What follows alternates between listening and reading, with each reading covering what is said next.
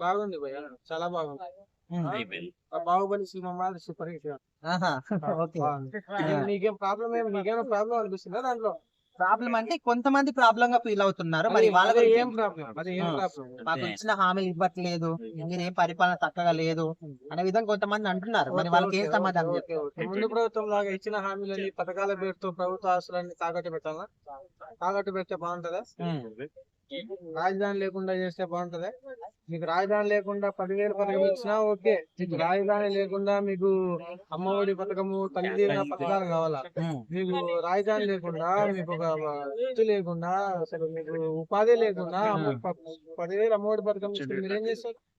10,000 వాడుకొని అయితే చేస్తారు. సమర్థవంతమయ్యే. సోమరిపోతులం అవుతాం. ఉమ్. అదే మీకు రాజధాని డెవలప్మెంట్ చేసి 4 కంపెనీలను తీసుకొని వస్తే డెవలప్మెంట్ అయితే ఉమ్. ఆ 10,000 కాస్త 40,000 జీతం వచ్చే ఒక వృత్తి వస్తుంది. ఉమ్.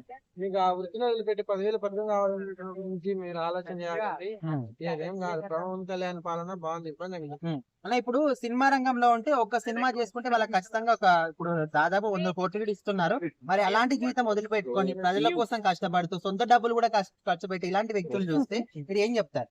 ఇలాంటి వ్యక్తులు చూస్తే ఏమనిపిస్తుంది అంటే, ఇలాంటి వ్యక్తులు ఇంకా రావాలనిపిస్తుంది. రాజకీయాలకు ఇలాంటి వ్యక్తులు అవసరం అనిపిస్తుంది. ఉమ్. రావాలి, ఇలాంటి వాళ్ళు ఇంకా ఉన్నారు. ఈయన చూసి ఇంకా ఇన్స్పైర్ అవుతారు, ఇన్స్పైర్ అయ్యి కూడా వస్తారు రాజకీయాలు. అంటే ఇప్పుడు సినిమా రంగం నుంచి మన సీనియర్ ఎన్టీఆర్ గారు కూడా వచ్చి ఇదే విధంగా మొదటి టైమే ఆయన సీఎం అయ్యారు. సో ఇప్పుడు ఈయన మొదటి టైం కాకపోయినప్పటికీ కూడా నెక్స్ట్ ఆయన సీఎం అయ్యే అవకాశం ఉందంటారా? ఆ రేంజ్ ఈయనకు అంటే ఉందంటారా? సీఎం అనేది అర్హతను బట్టి నిర్ణయిస్తారు కదా భయ్య. ఆ అర్హత పవన్ కళ్యాణ్ గారికి ఉంటుంది కూడా. ఎందుకంటే ఇప్పుడు రాజకీయాల్లో 10 రూపాయలు సంపాదించుకుందామని వచ్చిన వాళ్ళు ఉన్నారు, ఓకేనా. రాజకీయాల్లో పదవి అనుభవించుదామని వచ్చిన వాళ్ళు ఉన్నారు. కానీ రాజకీయాల్లోకి రాకుండానే రైతులు కావచ్చు, ఏదైనా కావచ్చు, సొంత డబ్బు అయితే ఇచ్చినారు కదా, ఓకేనా.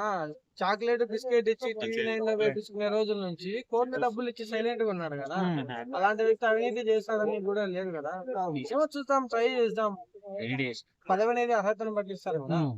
అర్హత ఉంది అనుకున్నాం. ఒక మాటలో ఏం చెప్తారన్న పవన్ కళ్యాణ్ గారు? మంచి మంచి